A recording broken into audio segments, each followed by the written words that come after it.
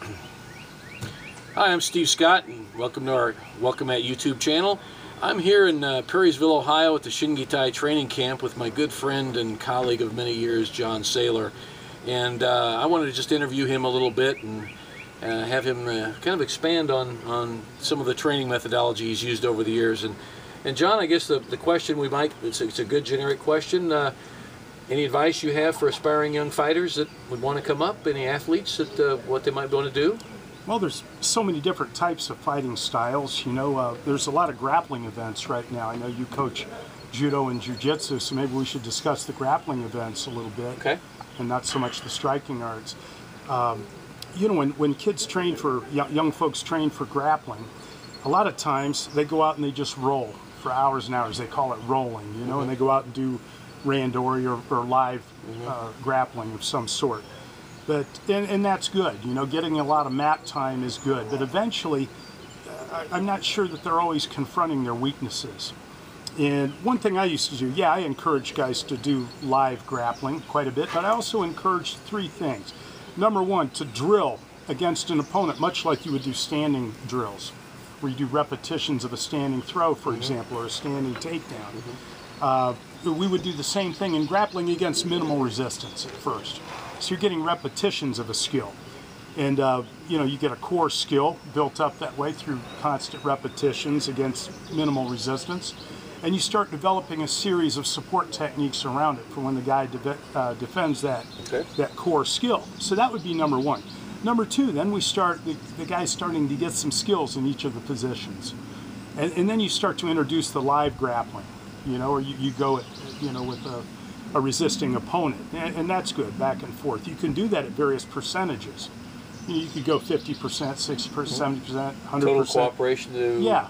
How far along do you think, you don't want, you want total opposition, or how would you gauge that? Yeah, you know, those percentages are subjective judgments. Right. You know, like at 50%, it's kind of like minimal resistance drilling, almost like freestyle drilling almost, you know. If the guy's in a good position, you let him have it. You just keep rolling. You can do that kind of training for long periods of time, half hour to an hour straight, you know. Right. But eventually, as contest gets closer, you want to divide it into shorter rounds of higher intensity. You know, so you do that. And, you know, the live grappling is number two of the equation. Number three of the equation is doing situation drills. So, for example, if I see on a Saturday tournament, or for example, that you get beat with, say, you know, a triangle choke or a crossbody arm lock, say, you know.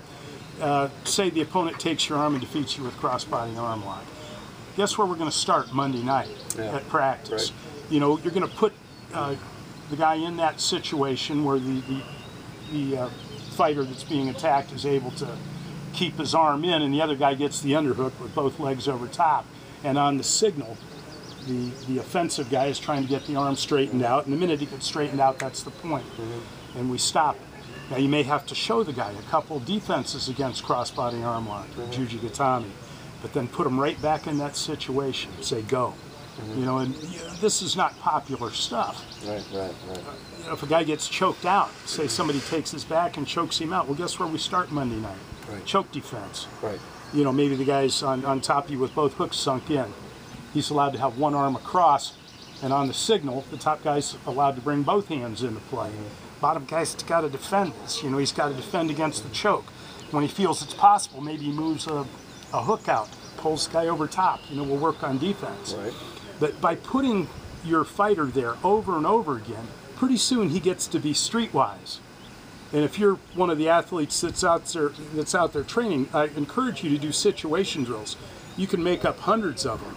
You know, see what happens to what your weaknesses are in randori. If you're getting caught with certain submissions in randori, put yourself in those submissions. If you have a good coach or a trusted friend, a better fighter than yourself, ask questions. You know, how do you defend against crossbody arm lock? How do you defend against lapel choke? Or if it's no-gi, you know, put yourself in a triangle choke or something like that, and learn defenses. You know, it's invaluable. You can also do it with all the hold downs, fight out of unfavorable positions.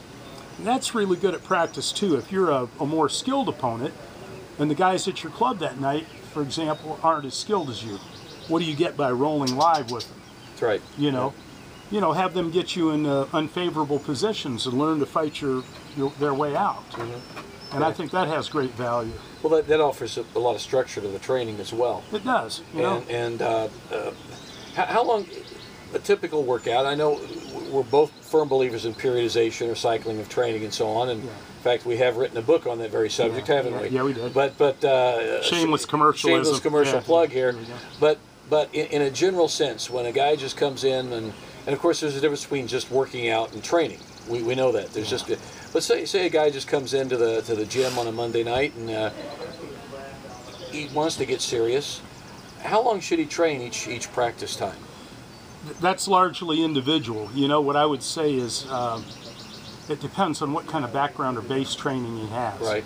You know, are you dealing, what level of athlete are you dealing with? Right. If you're dealing with a more advanced athlete with a strong base, then you're going to be talking, you know, more intensity, longer duration training with more intensity. As the contest gets closer, generally you're shortening practices and intensifying the practice. But in all cases, if it's a beginner, you know, that's different. He doesn't have the base training.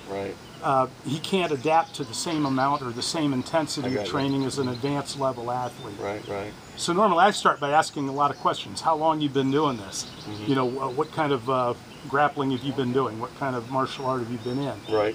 Have you entered contests? You know, how many years? You know, and then you start being able to answer those questions. Yeah, what's the young man or young lady's goal? You know, I mean, what do they exactly? You know, how far do they want to go? And is it a recreational level, or do they want to get really totally serious? So correct. Yeah. So, well, anyway, you know, I just want to spend just 5 or 6 minutes here, and hopefully, as the years go on, we do a few more of these.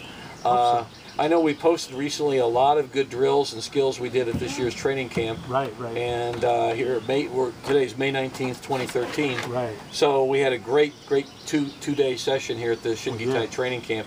Every spring, every May, here in Perrysville, Ohio, isn't it? That's it. So try to make it. Try to make it. It's worth next year. It's a great deal, and it's the best training camp in the country. It really is. So. Well, I'm biased, but I think so too. I think so too. I think so too. Thanks a lot, John. Thank you, Steve. Thanks.